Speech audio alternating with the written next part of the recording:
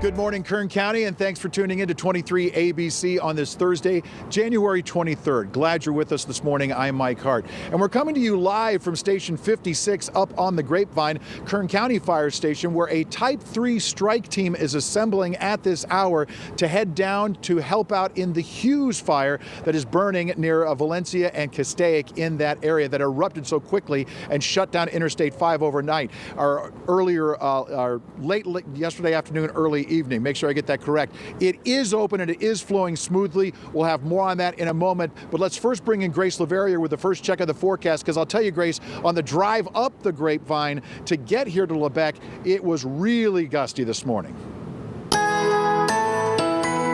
Good morning, Mike. Good morning, Kern County. Be safe out there, Mike. We'll check back in with you in just a moment. Yes, wind gusts are still the big concern on this Thursday. National Weather Service has already extended red flag warnings for Southern California until tomorrow morning, because we're expecting gusts throughout the day to continue. Up to 50 miles per hour are possible in areas near the Castaic fire, the Hughes fire near Castaic Lake. Right now, we're seeing gusts about 41 miles per hour near Castaic Lake. And as you can see, very low humidity levels, single-digit humidity, which is why, like I said, the National Weather Service has extended these red flag warnings. Every area you see highlighted in pink is under these red flag warnings due to gusty winds and low humidity levels, high fire danger until tomorrow at 10 a.m. So throughout the day today, we could see wind gusts in some of these areas in LA and Ventura counties. On the wind map, between 40 and 50 miles per hour. Local gusts in the mountain areas in LA and Ventura counties could be up to 65 miles per hour.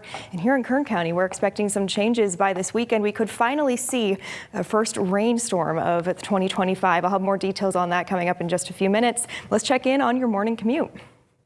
23 ABC Traffic is brought to you by Holders. So on this Thursday, we have a few active incidents here in Kern County. If you're traveling, heading out the door anytime soon, we have one that just popped up over on Taft Highway near Golf Course Lane. If you use Taft Highway, just be aware there is an active incident right now. You could see some crews responding. Still active, southbound I-5 near Taft Highway entrance where those two converge. Still have a vehicle collision there. You could still experience some slowing down due to first responders in that area. But of course, the big story in our traffic, like Mike Hart was saying earlier, is down along the Grapevine. A portion of it was closed yesterday due to the Hughes fire. It is now open and flowing, but let's check back in with Mike Hart live near the Grapevine. Mike? Thank you, Grace. We are coming to you live this morning from Station 56 up in Lebec, up on the Grapevine this morning, where a Type 3 strike team is getting ready to deploy down to the Hughes fire. It would be the first engine company that is headed down there to assist in the firefighting efforts. And joining me live this morning, Battalion Chief Jim Calhoun. Jim, thank you so much. Yeah, no problem. Yes, good morning. When did you get the call? We got the call last night about 10:30. They told us to assemble 5 fire engines, 2 battalion chiefs to take a strike team of engines down to assist with the fire in the Hughes fire in Castaic. Now, the Type 3 engines, these are the four-wheel drives. These are the big ones. Yeah, they're the 4-wheel drive engines that go off-road, and we can get into places where the engines that roll around in the metro area cannot. Now, was this team on assignment down in Palisades or Eaton, or is this the first deployment?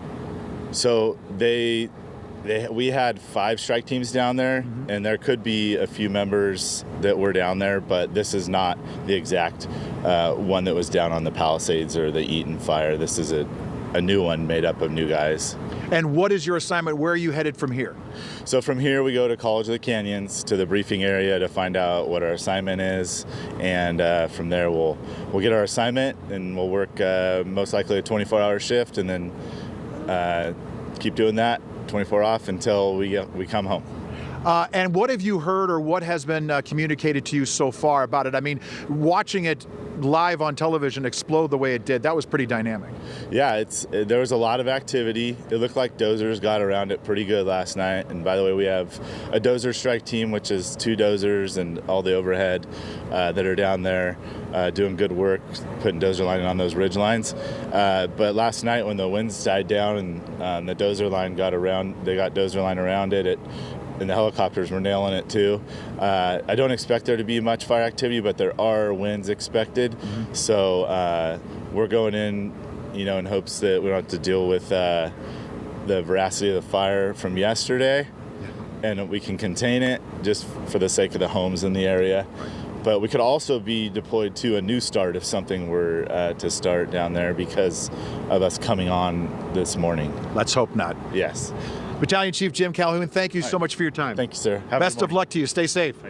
All right, there you go. And evacuation orders and warnings are still in effect for tens of thousands of people down there. Now, keep in mind what he was just referring to. There's a lot of crews that are going to be heading down there on the freeway, too. Now, even though Interstate 5 is open, it is flowing freely at this hour.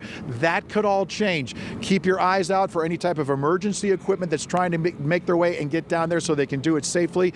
Coming up at the top, where are we now? In the top of the hour, we're going to move again. These guys are getting ready to pull out right now, but they were gracious enough to stop and talk to us before they left for this, and best of luck. We're going to move locations and come back to you with the latest information at 6 o'clock. Reporting live from Station 56 in Lebec, I'm Mike Hart. Back to you.